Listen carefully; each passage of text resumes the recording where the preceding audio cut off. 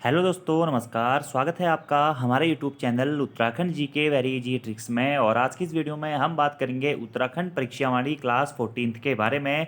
और परीक्षावाणी की दोस्तों पुस्तक से हमारा जो तीसरा लेसन है उत्तराखंड एक ऐतिहासिक अध्ययन, उसका दोस्तों हमारा ये लास्ट पार्ट रहने वाला है, जिसमें हम 173 से लेकर 195 तक के जो प्रश्न हैं उनको डिटेल से पढ़ेंगे। और जितने भी फैक्ट्स इससे संबंधित महत्वपूर्ण होंगे वो मैं आपको बताते हुए चलूँगा। अगर आपने इससे पहले के 13 पार्ट्स नहीं देखे हुए हैं तो आप उनको हमारी प्लेलिस्ट पर जाकर देख सकते हैं। आपके उत्तराखंड के आगामी सभी एग्जाम से तो ये वीडियोस काफ़ी ज़्यादा महत्वपूर्ण रहने वाली हैं। और दोस्तों इसी के साथ साथ अगर आपने हमारे उत्तराखंड की पोस्टमार्टम क्लासेज, हिंदी की postmortem classes, marathon classes, Ajay Rawat ji की वन लाइनर सीरीज वाली जो हमारी क्लासेज चल रही है वो भी नहीं देखी है तो आप एक एक करके उनको देखना शुरू कर दीजिए, क्योंकि जुलाई माह में आपका फॉरेस्ट गार्ड का एग्जाम पेपर है। उसके बाद में आपके एग्जाम पेपर शुरू होकर नवंबर तक कंटिन्यू आपके एग्जाम पेपर चलने वाले हैं। तो अभी से आप लोग अपनी तैयारियां शुरू कर दीजिए, क्योंकि आप कम समय बचा हुआ है। और अगर आप उत्तराखंड और हिंदी को डिटेल्स में पढ़ना चाहते हैं या फिर किसी भी प्रकार के ऑनलाइन प्रैक्टिस सेट के बैच से जुड़ना चाहते हैं या उत्तराखंड के टेस्ट सीरीज से जुड़ना चाहते हैं तो प्ले स्टोर से हमारी एप्लीकेशन उत्तराखंड जी के वेरी इजी ट्रिक को डाउनलोड करके जुड़ सकते हैं। और 15 जून से हमारा दोस्तों एक नया बैच भी शुरू हो रहा है फॉरेस्ट गार्ड के लिए और उत्तराखंड पुलिस के लिए। जो मॉक टेस्ट का बैच रहेगा हमारा 100 क्वेश्चन के बेसिस पे वो मॉक टेस्ट रहेंगे, 30 टेस्ट मंथली। तो अगर आप उससे भी जुड़ना चाहते हैं तो हमें व्हाट्सएप के माध्यम से आप सूचित कर सकते हैं। चलिए शुरू करते हैं दोस्तों आज की इस वीडियो को। तो प्रीवियस वीडियो मैंने आपको होमवर्क के 3 क्वेश्चन दिए थे और लगभग लगभग सभी दोस्तों का आंसर सही था। पहला क्वेश्चन था दोस्तों, कत्यूरियों की दरबारी भाषा क्या थी? तो कत्यूरियों की दरबारी भाषा या राजभाषा क्या थी दोस्तों? संस्कृत थी। आपको याद रखना है कत्यूरी लिखा रहे या फिर कार्तिकेयपुर लिखा रहे, तो कत्यूरी राजवंश या कार्तिकेयपुर राजवंश की दरबारी भाषा या राजभाषा क्या थी? वो थी संस्कृत। ठीक है, वहीं आपसे पूछा जाएगा कि कत्यूरी राजवंश और कार्तिकेयपुर राजवंश की लिपि क्या थी? लिपि, ठीक है। तो दरबारी लिपि क्या थी? इनकी लिपि थी कुटिला। क्या लिपि थी दोस्तों? कुटिला लिपि थी। ठीक है। कार्तिकेयपुर राजवंश या कत्यूरी राजवंश के संस्थापक के रूप में दोस्तों किसको जाना जाता है? बसंत देव को इसके संस्थापक के रूप में जाना जाता है, बसंत देव को। ठीक है। और पांडुकेश्वर अभिलेख का संबंध किससे है? कत्यूरी राजवंश से ही है।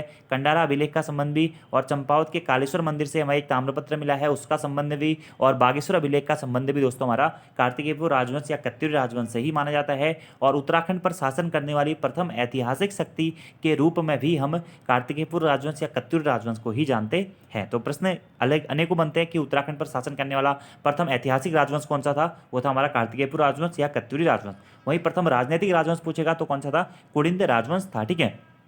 और उत्तराखंड के इतिहास का स्वर्णिम काल कौन से राजवंश के काल को कहा जाता है? तो कार्तिकेयपुर राजवंश के काल को या कत्यूरी राजवंश के काल को उत्तराखंड के इतिहास का स्वर्णिम काल भी कहा जाता है। कार्तिकेयपुर राजवंश के लिए कत्यूरी शब्द का सर्वप्रथम प्रयोग किसने किया था? E.T. एटकिंसन ने किया था। यह प्रश्न एग्जाम में 2 से 3 बार पूछा जा चुका है। कार्तिकेयपुर राजवंश की प्रारंभिक राजधानी दोस्तों जोशीमठ के कार्तिकेयपुर नामक स्थान पर थी और उसके बाद में उनकी राजधानी कत्यूर घाटी बैजनाथ में स्थानांतरित हो जाती है। तो प्रारंभिक राजधानी कहाँ थी? कार्तिकेयपुर जोशीमठ में थी, जहाँ पे हमें 14 राजाओं के शासन की जानकारी मिलती है। और उनकी फिर दूसरी राजधानी कहाँ बनी? वो बनी थी बैजनाथ कत्यूर घाटी, जो कि बागेश्वर जनपद में स्थित है। अगले प्रश्न की बात करते हैं दोस्तों, कौन कत्यूरी राजाओं की कुल देवी के रूप में पूजी जाती थी? ठीक है। तो कत्यूरी शासकों की कुल देवी के रूप में दोस्तों मां नंदा देवी को जाना जाता है। ठीक है। कभी कभी क्या होगा, आपको नंदा देवी ऑप्शन में नहीं दिया जाएगा, कोट भ्रामरी देवी ऑप्शन में दिया रहता है। ठीक है, कोट भ्रामरी देवी। ठीक है। तो दोनों ही आंसर सही माने होंगे आप। कोट भ्रामरी देवी और नंदा देवी दोनों को ही कत्यूरी राजाओं की कुल देवी के रूप में जाना जाता है। अगर ये दोनों ही ऑप्शन में ना हो दोस्तों तो फिर जिया रानी को भी कहीं कहीं कत्यूरी राजवंश की कुल देवी के रूप में जाना जाता है। तो फर्स्ट प्रायोरिटी आपको लेकिन नंदा देवी को ही देनी है। तो कत्यूरी राजाओं की कुल देवी के रूप में किसको जाना जाता है दोस्तों? नंदा देवी को कत्यूरी शासकों की कुल देवी या कत्यूरी राजाओं की कुल देवी के रूप में जाना जाता है। वहीं दोस्तों आपसे प्रश्न पूछा जा सकता है दोस्तों कि चंद राजाओं की कुल देवी के रूप में किसको जाना जाता है? तो चंद राजाओं की कुल देवी के रूप में भी नंदा देवी को ही जाना जाता है। ठीक है। वहीं आपसे प्रश्न पूछा जा सकता है दोस्तों कार्तिकेयपुर राजवंश के राजाओं की कुल देवी के रूप में किसे जाना जाता है? तो नंदा देवी को ही कार्तिकेयपुर राजवंश की कुल देवी के रूप में जाना जाता है। वहीं आपसे प्रश्न पूछा जा सकता है दोस्तों कि परमार राजवंश की कुल देवी के रूप में किसको जाना जाता है? तो राज राजेश्वरी देवी को या राज राजेश्वरी माता को हमारा परमार राजवंश की कुल देवी के रूप में जाना जाता है। ठीक है। इतने सारे फैक्ट दोस्तों आपको याद रखने हैं, इंपॉर्टेंट है आपके आगामी एग्जाम्स हेतु। अगले प्रश्न की बात करते हैं कि गढ़वाल के परमार वंश का संस्थापक कौन था? तो गढ़वाल के परमार राजवंश का संस्थापक कौन था दोस्तों? कनकपाल। इनके बारे में मैं आपको डिटेल से बता भी चुका हूँ। ठीक है। इससे पहली वीडियो में मैंने आपको डिटेल से ये कनकपाल के बारे में एक्सप्लेन भी किया हुआ था कि ये कहाँ से आया, कहाँ पर इसने राजधानी बनाई, वो सब चीज़ें आप देख लीजिएगा। अगला प्रश्न है, ब्रिटिशों ने गढ़वाल कुमाऊं में आधिपत्य कब स्थापित किया था? ठीक है। 26 अप्रैल 1813, 27 अप्रैल 1814, 25 मार्च 1817 या फिर उपरोक्त में से कोई नहीं। तो ब्रिटिशों ने गढ़वाल कुमाऊं में आधिपत्य कब स्थापित किया था? इसका आंसर होगा दोस्तों आपका ऑप्शन नंबर डी, उपरोक्त में से कोई नहीं। और अगर आंसर देने की बात आएगी, यहाँ पर ऑप्शन होना चाहिए था 27 अप्रैल 1815। क्या 27 अप्रैल 1815 को दोस्तों ब्रिटिशों ने गढ़वाल कुमाऊं में आधिपत्य स्थापित कर लिया था। क्यों? क्योंकि 27 अप्रैल 1815 को ही दोस्तों होती है क्या? लाल मंडी की संधि। क्या होती है? लाल मंडी की संधि, जिसे हम दोस्तों अल्मोड़ा की संधि भी कहते हैं, जो कि अंग्रेजों के मध्य में और गोरखाओं के मध्य में होती है। और इसी के बाद में गढ़वाल और कुमाऊं के संपूर्ण क्षेत्र पर आधिपत्य स्थापित कर लिया था। किसने? अंग्रेजों ने या ब्रिटिशों ने। और कब किया था? 27 अप्रैल 1815 को। ये डेट दोस्तों आपको याद रखिए, 27 अप्रैल 1815। लाल मंडी की संधि कब हुई थी? ये भी प्रश्न पूछा जाता है। लाल मंडी का किला अल्मोड़ा में स्थित है और वहीं पर हमारी लाल मंडी की संधि होती है, जिसके तहत ब्रिटिशों ने गढ़वाल कुमाऊं में संपूर्णतः अपना आधिपत्य स्थापित कर लिया था। ठीक है, ये चीज़ आपको डायरेक्टली दोस्तों नोट डाउन करनी है। बाकी गोरखा राजवंश की वीडियो आप देख लीजिएगा, उसमें मैंने आपको डिटेल से बताया था कि अल्मोड़ा का युद्ध या लाल मंडी का युद्ध कब हुआ था। युद्ध हुआ था दोस्तों 25 अप्रैल 1815 को। 25 अप्रैल 1815 को युद्ध हुआ था। उसके बाद 27 अप्रैल 1815 को इस लाल मंडी की एक संधि होती है, जिसे हम अल्मोड़ा की संधि भी कहते हैं। ठीक है, कर्नल निकलसन और गार्डनर के मध्य में मेनली हमारा युद्ध होता है। फिर आगे जाके मतलब बहुत एक लंबी कहानी होती है इसकी। ठीक है, फिर बाद में ये जो संधि होती है बमसा और गार्डनर के बीच में होती है, जिसे लाल मंडी किला संधि, लाल मंडी की संधि या गोरखा कुमाऊं संधि के रूप में भी जाना जाता है। और इसी के बाद में जो बमसा था उसके द्वारा संपूर्णतः आत्मसमर्पण कर दिया गया था ब्रिटिश सरकार के द्वारा, और उसके बाद में लाल मंडी की संधि हुई थी। ठीक है, और इसी लाल मंडी की संधि के पश्चात में दोस्तों जो लाल मंडी किला था ना, उसको गोरखों के द्वारा खाली कर दिया गया था और उसी किले का नाम बाद में जाके फोर्ट मोइरा किला रख दिया गया। ठीक है, तो ये पॉइंट भी आप डायरेक्टली नोट डाउन कर सकते हैं। अगले प्रश्न की बात करते हैं तो ऑप्शन नंबर डी हो जाएगा 27 अप्रैल 1815।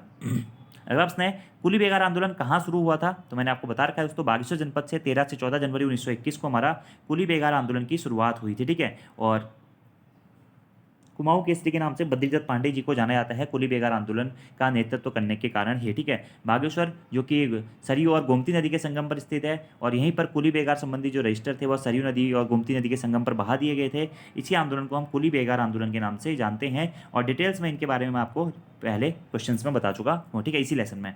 तो बागेश्वर आंसर हो जाएगा 13 से 14 जनवरी 1921 कुली बेगार आंदोलन। ठीक है, अगला प्रश्न है, किस विद्रोह को कुमाऊं का बारदौली कहा जाता है? तो कुमाऊं का बारदौली दोस्तों सल्ट विद्रोह को, सल्ट में जो घटना हुई थी उसे कुमाऊं का बारदौली कहा जाता है। किसने कहा था? महात्मा गांधी जी ने कहा था। ठीक है, वहीं गढ़वाल का बारदौली किसको कहा जाता है दोस्तों? गुजलू क्षेत्र, जो कि पौड़ी गढ़वाल में पड़ता है। गुजलू पीछे गढ़वाल का बारदौली कहा जाता है। सल्ट जो कि अल्मोड़ा में पड़ता है, इसे कुमाऊं का बारदौली कहा जाता है। याद रखना है आपको ये पॉइंट भी। अगले प्रश्न की बात करते हैं दोस्तों। अगला हमारा प्रश्न है कि कुमाऊं परिषद का गठन कब हुआ था? ठीक है, तो कुमाऊं परिषद का गठन ही एग्जाम में आने के लिए हुआ है, मैंने आपको पहले भी बता दिया था। और कुमाऊं परिषद का गठन हुआ था दोस्तों 30 सितंबर 1916 को हमारा कुमाऊं परिषद का गठन हुआ था। मझेड़ा अल्मोड़ा नामक स्थान पर कुमाऊं परिषद का स्थापना या कुमाऊं परिषद का गठन किया गया था 30 सितंबर 1916 को। ठीक है, याद रखना है आपको। और किसकी अध्यक्षता में किया गया था? नारायण दत्त छिंबवाल जी की अध्यक्षता में किया गया था। ठीक है, कुली बेगार संबंधी समस्याएं, जंगलात संबंधी समस्याओं के निवारण के लिए 1916 में मतलब कुमाऊं परिषद की स्थापना की गई थी। और उसके बाद में 1926 में दोस्तों इस कुमाऊं परिषद का विलय हो जाता है। किसमें? अल्मोड़ा कांग्रेस में। तो कुमाऊं परिषद का अल्मोड़ा कांग्रेस में विलय कब होता है? 1926 में होता है। ठीक है, अब कुमाऊं परिषद के दोस्तों हमारे कितने अधिवेशन हुए थे? 6 अधिवेशन हुए थे। ठीक है, 6 के 6 अधिवेशन आपको याद रखने हैं दोस्तों। पहला अधिवेशन कहाँ हुआ था? अल्मोड़ा में हुआ था। कब हुआ था दोस्तों? 1917 में हुआ था। इस अधिवेशन की अध्यक्षता किसने करी थी? जयदत्त जोशी जी ने करी थी। ये आपको सभी चीजें याद होनी चाहिए। पहला अधिवेशन 1917 कहाँ हुआ था? पहला अधिवेशन अल्मोड़ा में हुआ था। किसकी अध्यक्षता में हुआ था? जयदत्त जोशी जी की अध्यक्षता में हुआ था। कुमाऊं परिषद का दूसरा अधिवेशन कहाँ हुआ था दोस्तों? हल्द्वानी में हुआ था। कब हुआ था? इसके एक साल बाद 1918 में हुआ था। किसकी अध्यक्षता में हुआ था? तारादत्त गहरोला जी की अध्यक्षता में हुआ था। नोट करना है ये आपको पूरा। कुमाऊं परिषद का तीसरा अधिवेशन कब हुआ था दोस्तों? 1919 में हुआ था। कहाँ पे हुआ था? कोट द्वार पौड़ी गढ़वाल में हुआ था। और अध्यक्षता किसने करी थी? बद्रीदत्त जोशी जी ने इसकी अध्यक्षता करी थी। कुमाऊं परिषद का चौथा अधिवेशन कब हुआ था दोस्तों? 1920 में हुआ था। कहाँ पर हुआ था? काशीपुर में हुआ था। इसकी अध्यक्षता किसने करी थी? हरगोविंद पंत जी ने इसकी अध्यक्षता करी थी। कुमाऊं परिषद का पांचवा अधिवेशन कब हुआ था? 1923 में कुमाऊं परिषद का पांचवा अधिवेशन हुआ था। कहाँ हुआ था दोस्तों? टनकपुर में हुआ था। उधम सिंह नगर जनपद चंपावत जनपद के टनकपुर में हुआ था कुमाऊं परिषद का पांचवा अधिवेशन। इसकी अध्यक्षता किसने करी थी? बद्रीदत्त पांडे जी ने इसकी अध्यक्षता करी थी। और कुमाऊं परिषद का छठा और अंतिम अधिवेशन कहाँ हुआ था? रानी खेत में हुआ था। कब हुआ था? 1926 में हुआ था। और इसकी अध्यक्षता किसने करी थी? मुकुंदी लाल जी ने इसकी अध्यक्षता करी थी। तो ये सारे फैक्ट आपको याद रखने हैं। और एट लास्ट में दोस्तों 1926 में कुमाऊं परिषद का हमारा अल्मोड़ा कांग्रेस में विलय हो जाता है। कुमाऊं परिषद से आपको हर एग्जाम में प्रश्न देखने को मिलेंगे, इसलिए ये चीज़ आप जरूर नोट डाउन कर लें। अगले प्रश्न की बात करते हैं। चैतू और माणकू नामक चित्रकार को किस राजा ने अपने दरबार में आश्रय दिया था? ठीक है, तो चैतू और माणकू नामक जो चित्रकार थे दोस्तों, इन्हें किसने अपने दरबार में संरक्षण दिया था? सुदर्शन शाह ने इन्हें अपने दरबार में संरक्षण दिया था, चैतू और माणकू को। ठीक है, चैतू और माणकू नामक चित्रकार को, जो कि मौलाराम के ही दोस्तों शिष्य माने जाते हैं। चैतू और माणकू किसके?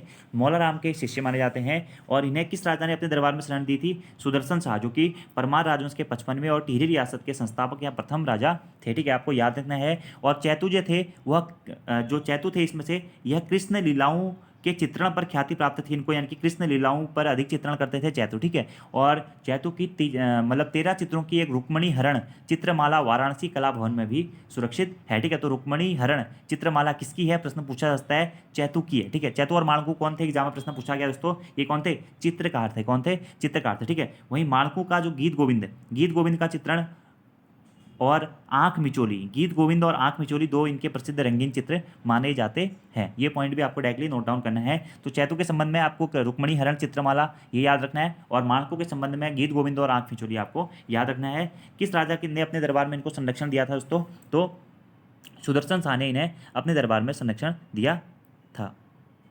अगले प्रश्न की बात करते हैं दोस्तों कि कनकपाल किस वंश का शासक था? तो बता दिया है कनकपाल के बारे में, परमार वंश या पवार वंश के संस्थापक के रूप में कनकपाल को जाना जाता है।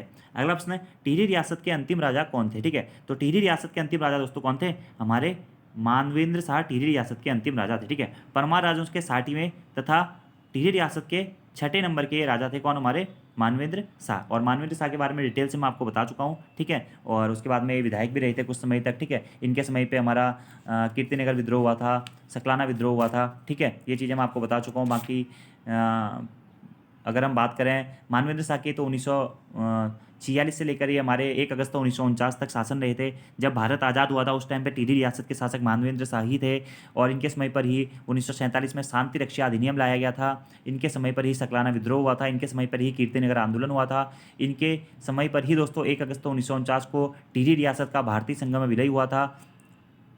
और टिहरी जो है 1 अगस्त 1949 को नया जिला बना, और उत्तर प्रदेश के 50वें जनपद के रूप में टिहरी गढ़वाल जनपद का गठन किया गया। ठीक है, और ये मानवेंद्र शाह जो थे वो नरेंद्र शाह के पुत्र थे। ठीक है, ये सारी चीज़ें आपको याद रखनी है, जो कि आपके एग्जाम्स के पॉइंट ऑफ व्यू से इंपॉर्टेंट है। बाकी अगर आपको डिटेल्स में इनके बारे में पढ़ना है तो आप हमारी वीडियोस को देख सकते हैं दोस्तों।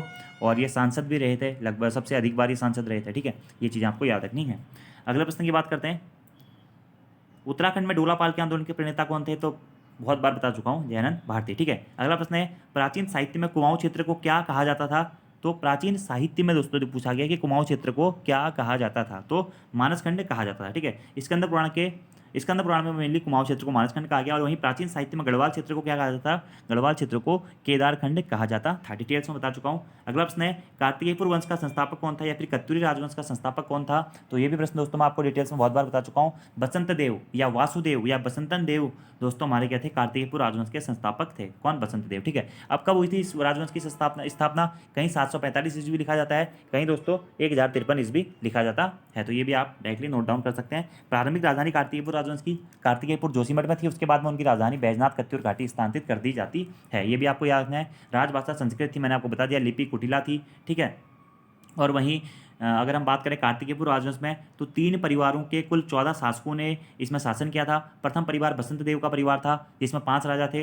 दूसरा परिवार निम्बर देव का परिवार था, जिसमें 4 राजा थे। और तीसरा परिवार सालोरादित्य का परिवार था, जिसमें हमारे 5 राजा थे। ठीक है, तो ये पॉइंट आपको डायरेक्टली नोट डाउन करने हैं। और प्रश्न एक और इंपॉर्टेंट बनता है कि कार्तिकेयपुर राजवंश की राजधानी को कार्तिकेयपुर जोशीमठ से बागेश्वर स्थित बैजनाथ घाटी या कत्यूर घाटी को किसने स्थानांतरित किया था? इसमें दोस्तों हम 3 राजाओं के नाम पढ़ते हैं, सुभिक्ष राजदेव, नरसिंह देव या फिर अशांति देव। अलग अलग किताबों में 3 राजा हैं। इन 3 राजाओं में से मेनली अजय राव जी की किताब में लिखा गया कि सुभिक्ष राजदेव के किसी वंशज ने अपनी राजधानी को कार्तिकेयपुर से कत्यूर घाटी स्थानांतरित किया था। ठीक है, कहीं कहीं लिखा जाता है कि नरसिंह देव ने किया था, और कहीं कहीं लिखा जाता है कि अशांति देव ने किया था। इसलिए आपको ये तीनों ही पॉइंट नोट डाउन करने हैं। और वहीं दोस्तों आपको बसंत देव के बारे में एक पॉइंट याद रखना है, बसंत देव। ठीक है, बसंत देव ने जोशीमठ स्थित नरसिंह मंदिर जो कि जोशीमठ में स्थित है, इसकी स्थापना किसने करी थी?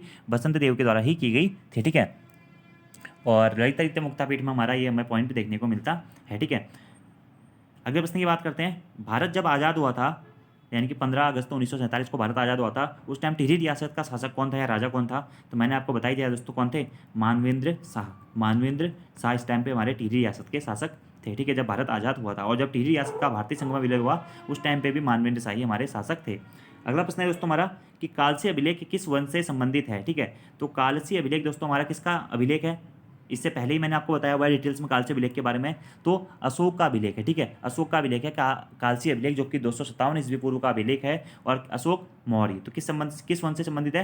मौर्य वंश से संबंधित है क्या कालसी अभिलेख, ठीक है। देहरादून में पड़ता है कालसी नामक स्थान, वहीं से हमारा कालसी अभिलेख मिला हुआ है। और जो कि उत्तराखंड में मेनली हमें दोस्तों कुलिंद राजवंश की ऐतिहासिकता का भी प्रमाण देता है। यानी कि यहाँ पे उस टाइम पे मौर्यों के समय पे यहाँ पे कुलिंद या पुलिंद नाम से शासन चलता था। ये चीज़ें भी हमें कालसी अभिलेख से ही पता चलती हैं, ठीक है। और यमुना और टॉन्स नदी के संगम पर स्थित है कालसी। और कालसी अभिलेख की भाषा कौन सी दोस्तों? प्राकृत भाषा में यहाँ पे लेख लिखे गए हैं। और कौन सी लिपि है इस कालसी अभिलेख की? ये ब्राह्मी लिपि में लिखा गया है। इसमें उत्तराखंड के निवासियों को पुलिंद और इस क्षेत्र को अपरांत भी कहा गया है, याद रखना आपको। अगला प्रश्न है दोस्तों, अल्मोड़ा के खगमरे किले का निर्माण किस राजा ने कराया था? तो खगमरा किला या खगमरा कोट का किला दोस्तों किसने इसका निर्माण कराया था? राजा भीष्मचंद, राजा चंद राजवंश के राजा भीष्मचंद के द्वारा दोस्तों खगमरा कोट किले का निर्माण किया गया था, ठीक है, याद रखना है। अब ये भीष्मचंद के द्वारा हमारा खगमरा कोट किले का निर्माण तो दोस्तों किया गया था, तो कब किया गया था, ठीक है। तो अप्रोक्सीमेटली दोस्तों 1530 से 1560 के मध्य में भीष्मचंद के द्वारा यहाँ पे हमारा खगमरा कोट किले का निर्माण किया गया था, ठीक है। अब दोस्तों उत्तराखंड में कुछ हमारे किले हैं जो कि महत्वपूर्ण हैं और एग्जाम में बार बार पूछे जाते हैं, ठीक है। जैसे कि खगमरा कोट का किला कहाँ स्थित है? यह अल्मोड़ा में स्थित है, ठीक है। खगमरा कोट का किला किसने बनाया था? खगमरा कोट का किला राजा भीष्मचंद के द्वारा खगमरा कोट का किला बनाया गया था, ठीक है। कहीं कहीं 1955 से 60 भी आपको मिलेगा। अगला है लाल मंडी का किला कहाँ स्थित है? यह भी अल्मोड़ा में स्थित है। किसके द्वारा बनाया गया था लाल मंडी का किला? इसे कल्याण चंद के द्वारा बनाया गया था लाल मंडी के किले को। और इसी लाल मंडी के किले को दोस्तों फोर्ट मोइरा किला भी कहा जाता है, फोर्ट मोइरा किला भी कहा जाता है, ठीक है। तो लाल मंडी के किले को फोर्ट मोइरा किला भी कहा जाता है, ठीक है। मोइरा कौन था? एक हमारा कुमाऊं मतलब कमिश्नर वो था, मतलब आप कह सकते हैं जो हमारा मोइरा था ये वाइसराय था, ठीक है। जब हमारा ये युद्ध चल रहा था, गोरखा आंग्ल ब्रिटिश युद्ध चल रहा था, उस टाइम पे मोइरा कौन था? हमारा एक आप ही कह सकते हैं कि वाइसराय था, ठीक है, भारत का। तो इसी कारण ये फोर्ट मोइरा किला उसके नाम से रख दिया गया, ठीक है। अगला है दोस्तों मल्ला महल का किला। मल्ला महल का किला भी अल्मोड़ा में स्थित है। इसका निर्माण रुद्रचंद के द्वारा कराया गया था, ठीक है। अगला है राजबुंगा का किला। राजबुंगा का किला दोस्तों चंपावत में स्थित है और इसका निर्माण राजा सोमचंद के द्वारा कराया गया था, ठीक है। अगला है दोस्तों नैथणा का किला। नैथणा का किला भी कहाँ स्थित है? अल्मोड़ा में स्थित है और इसका निर्माण गोरखों के द्वारा कराया गया था, ठीक है। अगला दोस्तों सिरमोही का किला। सिरमोही का किला कहाँ स्थित है? यह लोहाघाट चंपावत जनपद में स्थित है, ठीक है। बाणासुर का किला कहाँ स्थित है? बाणासुर का किला भी चंपावत जनपद में ही स्थित है, ठीक है। गोल्ला चौड़ का किला कहाँ स्थित है? यह भी दोस्तों चंपावत में ही स्थित है, ठीक है। और बाउल की गढ़ का किला या फिर गोरखा किला या फिर लंदन फोर्ट किला ये कहाँ स्थित है? यह पिथौरागढ़ जनपद में स्थित है। वहीं तल्ला महल का किला कहाँ स्थित है? तल्ला महल का किला यह भी अल्मोड़ा में स्थित है। इतने किले आपको डायरेक्टली नोट डाउन करने हैं। तो आंसर हो जाएगा राजा भीष्मचंद। अगला प्रश्न है वर्ष 1939 में टिहरी राज्य प्रजामंडल की स्थापना किस स्थान पर हुई थी? तो 23 जनवरी 1939 23 जनवरी 1939 को टिहरी राज्य प्रजामंडल की स्थापना दोस्तों टिहरी में हुई थी। किसके द्वारा की गई थी? श्रीदेव सुमन के द्वारा की गई थी। किसके द्वारा की गई थी? श्रीदेव सुमन के द्वारा की गई थी। ये आंसर हो जाएगा। अगला प्रश्न है वर्ष 1935 में किस पत्र का प्रकाशन अल्मोड़ा से किया गया था? ठीक है, तो इसका आंसर दोस्तों इनमें से कोई नहीं होगा, ठीक है, क्योंकि 1935 में इसमें से किसी भी पत्र का प्रकाशन अल्मोड़ा से नहीं किया गया था। क्यों? क्योंकि देखिए शक्ति नामक समाचार पत्र का प्रकाशन 1918 में किया गया था। कहाँ से? अल्मोड़ा से। किसने कराया था? संपादक कौन थे? बद्रीदत्त पांडे जी के द्वारा कराया गया था, ठीक है। अगला है स्वाधीनता प्रजा समाचार पत्र। इसका जो संपादन था अल्मोड़ा से 1930 में किया गया था, ठीक है। विक्टर मोहन जोशी जी के द्वारा इसका संपादन किया गया था, ठीक है। अगला है समता नामक समाचार पत्र। इसका संपादन दोस्तों 1934 में किया गया था। 1934 में किसके द्वारा किया गया था? हरिप्रसाद टमटा। हरिप्रसाद टमटा जी के द्वारा समता नामक समाचार पत्र का प्रकाशन किया गया था। वहीं अल्मोड़ा अखबार का जो प्रकाशन था यह कब किया गया था? 1871 में किया गया था। किसके द्वारा किया गया था? बुद्धि बल्लभ पंत जी के द्वारा किया गया था। अब प्रश्न पूछा गया है वर्ष 1935 में किस पत्र का प्रकाशन अल्मोड़ा से हुआ था? ठीक है, अब देखिए इसका आंसर दोस्तों वैसे अकॉर्डिंग टू ऑप्शन अगर क्लोजनेस की बात करें तो हम समता को दे सकते हैं, ठीक है। समता नामक समाचार पत्र वैसे तो 1934 में प्रकाशित हुआ था, लेकिन कहीं कहीं 1935 भी दिया गया है, ठीक है। तो आप ऑप्शन नंबर सी को यहाँ पे सही मानते हुए चलेंगे, ठीक है, जबकि स्वाधीनता प्रजाज्ञा है 1930 का है। अगले प्रश्न की बात करते हैं दोस्तों, कुमाऊं में चंद शासन का जन्मदाता कौन था या चंद राजवंश के संस्थापक कौन थे? तो राजा सोमचंद। राजा सोमचंद के द्वारा ही यहाँ पे चंद वंश की स्थापना की गई थी। ये पॉइंट आपको डायरेक्टली नोट डाउन करने हैं। अब सोमचंद के बारे में दोस्तों डिटेल से अगर आपको जानना है तो आप चंद्र राजवंश की वीडियो भी देख सकते हैं, या फिर इससे पहले मैंने आपको बताया हुआ है चंद्र राजवंश के बारे में, तो आप वो भी देख सकते हैं। वैसे नॉर्मली थोड़ी बहुत चीज़ें मैं आपको बता देता हूँ। इनका टाइम पीरियड आपको अलग अलग किताबों में अलग अलग मिलेगा। कहीं कहीं लिखा जाता है कि 700 से 721 ईस्वी तक इसने शासन किया था, कहीं कहीं लिखा जाता है कि 1018 से लेकर 1046 तक सोमचंद ने शासन किया था। ठीक है, चंद्रवंश के वास्तविक संस्थापक के रूप में सोमचंद को जाना जाता है। ये जो सोमचंद था ये शिव का उपासक था। इसकी प्रारंभिक राजधानी कहाँ थी? चंपावत में थी। ठीक है, इसने कत्यूरी राजवंश के अंतिम शासक ब्रह्मदेव की पुत्री चंपा से विवाह किया था और वहीं पर एक चंपावती नामक क्षेत्र की स्थापना करी थी, जिसे वर्तमान में हम चंपावत जिले के नाम से जानते हैं। और इसी चंपावती क्षेत्र में दोस्तों इसने एक नई राजवंश की नींव डाली थी, जिसे हम चंद्र राजवंश के नाम से जानते हैं। ठीक है, सोमचंद के द्वारा ही सुइयों का किला, सुई का किला या राजबुंगा किले का निर्माण किया गया था। कहाँ पे? चंपावत में ही इसके द्वारा सुइयों का किला, सुई का किला या राजबुंगा किले का निर्माण कराया गया था। ठीक है, यह एक मांडलिक राजा था, यानी कि ये किसी के अधीन शासन करता है, मतलब गोरखाओं के अधीन, मुख्यतः डोटियों के अधीन उस टाइम पे शासन करता था। ठीक है, इसने सर्वप्रथम अपने राज्य में 4 किलेदार नियुक्त किए थे। कौन कौन से 4 किलेदार? कार्की, बोड़ा, तड़ागी और चौधरी। 4 किलेदार इसने मूलतः नियुक्त किए थे, जिसे चाराल व्यवस्था कहा जाता है। तो चाराल व्यवस्था के जनक के रूप में भी राजा सोमचंद को ही जाना जाता है। ठीक है, और इसका एक प्रसिद्ध सेनापति था। कौन दोस्तों? कालू तड़ागी। कालू तड़ागी इसका सेनापति था, याद रखना आपको, सोमचंद का ही सेनापति था। ठीक है, जिसने दोनकोट के रावत राजा को भी परास्त किया था। ठीक है, मेहरा इसके मंत्री थे, फरत्याल इसके सेनापति थे। ठीक है, मेहरा लोगों को इसने मंत्री बनाया, फरत्यालों को इसने क्या बनाया? सेनापति बनाया। ठीक है, इसी के द्वारा दोस्तों कालू तड़ागी किसका सेनापति था? एग्जाम में पूछा गया तो सोमचंद का सेनापति था। ठीक है, इससे दोस्तों सोमचंद को एक धर्मात्मा, संयमी और नीति कुशल शासक के रूप में जाना जाता है, क्योंकि इसने चाराल व्यवस्था की शुरुआत करी थी। इसने अपने राजवंश में मतलब अपनी एक अच्छी खासी इमेज बनाई थी, अपने राजवंश का विस्तार किया था, एक नए राजवंश की इसने नींव डाली थी। इसी के साथ साथ दोस्तों अगर हम बात करें सोमचंद के बारे में, ठीक है, तो सोमचंद ने चौथानी ब्राह्मणों की नियुक्ति करी थी। ठीक है, सोमचंद ने कुमाऊं में ऐपण कला की शुरुआत का श्रेय भी सोमचंद को ही जाना जाता है। ठीक है, और सोमचंद के द्वारा ही राज्य में सबसे पहले पंचायती राज व्यवस्था की शुरुआत की गई थी, या कुमाऊं में पंचायती राज व्यवस्था की शुरुआत सबसे पहले सोमचंद के द्वारा की गई थी। ठीक है, वहीं पहला भूमि बंदोबस्त दोस्तों रतनचंद के द्वारा किया गया था। तो इतने पॉइंट आपको बेसिक से इनके बारे में याद रखने हैं। बाकी डिटेल से आपको इनके बारे में जानना है तो आप सोमचंद के बारे में पढ़ भी सकते हैं। ठीक है, अगला प्रश्न है, दिल्ली के मुगल राजकुमार सुलेमान सिको को किस गढ़वाली राजा ने शरण दी थी? तो पिछली वीडियो में ही डिटेल से मैंने आपको बताया था दोस्तों, पृथ्वीपति शाह या पृथ्वीपाल शाह नाम है उनका, जो कि परमार राजवंश के 47वें शासक थे। उनके द्वारा दिल्ली के मुगल राजकुमार सुलेमान सिको को शरण दी गई थी। ठीक है, सुलेमान सिको को शरण दी गई थी। ठीक है, अगले प्रश्न की बात करते हैं, केदार मंडल पर ललितादित्य के आक्रमण की जानकारी हमें किससे प्राप्त होती है? ठीक है, तो केदार मंडल यानी कि गढ़वाल में ललितादित्य के आक्रमण की जानकारी दोस्तों हमें राजत रंगिणी पुस्तक से प्राप्त होती है। किससे? राजत रंगिणी पुस्तक से प्राप्त होती है। और ये राजत रंगिणी पुस्तक के लेखक कौन है? कल्हण। कल्हण के द्वारा ये राजत रंगिणी पुस्तक लिखी गई है दोस्तों। इसी से हमें केदार मंडल पर यानी कि गढ़वाल पर ललितादित्य के आक्रमण की जानकारी प्राप्त होती है। कौन सी पुस्तक से? राजत रंगिणी पुस्तक से। याद रखना दोस्तों, ये इंपॉर्टेंट क्वेश्चन है। ठीक है, अगले प्रश्न की बात करते हैं,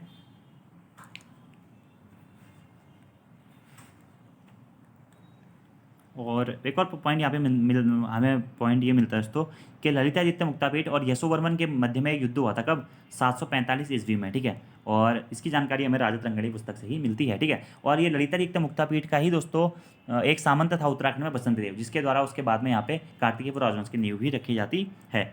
अगला प्रश्न है, उत्तराखंड में किस शासन को स्वर्ण युग के नाम से जाना जाता है? तो बहुत बार बताया हुआ दोस्तों, कत्यूरी राजवंश के शासन को उत्तराखंड में स्वर्ण युग के नाम से जाना जाता है। किसके? कत्यूरी राजवंश के शासनकाल को उत्तराखंड में स्वर्ण युग के रूप में जाना जाता है। कत्यूरी साम्राज्य इसका राइट आंसर हो जाएगा। और आज का दोस्तों और इस लेसन का हमारा लास्ट क्वेश्चन है, शाह पदवी प्रयोग करने वाला गढ़वाल का प्रथम राजा कौन था? तो शाह की पदवी लगाने वाला गढ़वाल का प्रथम राजा था कौन था दोस्तों? ये था बलभद्र शाह। ठीक है, बलभद्र शाह परमार राजवंश जो बलभद्र शाह था दोस्तों, यह परमार राजवंश का कौन से नंबर का शासक था? ये परमार राजवंश का 43वें नंबर का शासक था। कौन से? 43वें नंबर का शासक था। इसका मेन नाम था दोस्तों बलराम शाह, राम शाह या बलभद्र शाह, बहादुर शाह आदि नामों से हम इसे जानते हैं। ठीक है, परमार राजवंश का 43वां ये शासक था दोस्तों। अकबरनामा में भी हमें बलभद्र शाह के बारे में जानकारी मिलती है। ठीक है, और बलभद्र शाह परमार राजवंश का पहला ऐसा शासक था जिसने शाह की पदवी धारण कर दी। ठीक है, तो परमार राजवंश के शासकों में शाह की पदवी धारण करने वाला प्रथम शासक कौन था? बलभद्र शाह था। ठीक है, अब ये शाह की उपाधि दोस्तों इसे किसने दी थी? ठीक है, अब एग्जाम में ये प्रश्न पूछा जा चुका है, तो आंसर दिया गया था किसने? बहलोल लोदी। बहलोल लोधी के द्वारा बलभद्र शाह को शाह की उपाधि दी गई थी, इसके द्वारा बहलोल लोधी के द्वारा, ठीक है। और कहीं कहीं किताबों में आपको बहादुर खान लोधी भी मिलेगा। वैसे दोस्तों बहलोल लोधी इसके टाइम पीरियड से बहुत पहले इनकी डेथ हो चुकी थी, लेकिन किताबों में या आयोग के द्वारा पहले इसका आंसर बलभद्र शाह को शाह की उपाधि किसने दी थी, इसका आंसर बहलोल लोधी ही दिया गया है। तो आप भी बहलोल लोधी ही याद रखेंगे, ठीक है। अगर बहलोल लोधी ऑप्शन में नहीं होगा तो फिर आप वहाँ पे अकबर को भी सही कर सकते हैं, क्योंकि ये क्या था, अकबर के समकालीन था कौन, बलभद्र शाह, ठीक है। 1575 से लेकर के 1591 तक दोस्तों बलभद्र शाह का शासनकाल था। यह परमार राजवंश का 43वां शासक था और यह अपनी दोस्तों अपने बल के कारण काफ़ी फेमस था। इसी कारण इसे भीमसेन समोबली की उपाधि भी दी गई है, ठीक है। बाकी बधानगढ़ का युद्ध आप लोगों ने पढ़ा ही होगा, बधानगढ़ का युद्ध, बधानगढ़ का युद्ध जो कि 1590-91 में हुआ था, जिसे हम ग्वालदम का युद्ध भी कहते हैं। ग्वालदम का युद्ध ये किस किस के मध्य में हुआ था, बलभद्र शाह और रुद्रचंद के मध्य में यह युद्ध हुआ था, ठीक है। बलभद्र शाह परमार राजवंश का शासक था, वहीं रुद्रचंद कुमाऊं ये के चंद्र राजवंश का शासक था, और इनके मध्य में ही एक युद्ध हुआ था, बधानगढ़ का युद्ध या फिर ग्वालदम का युद्ध 1590-91 में,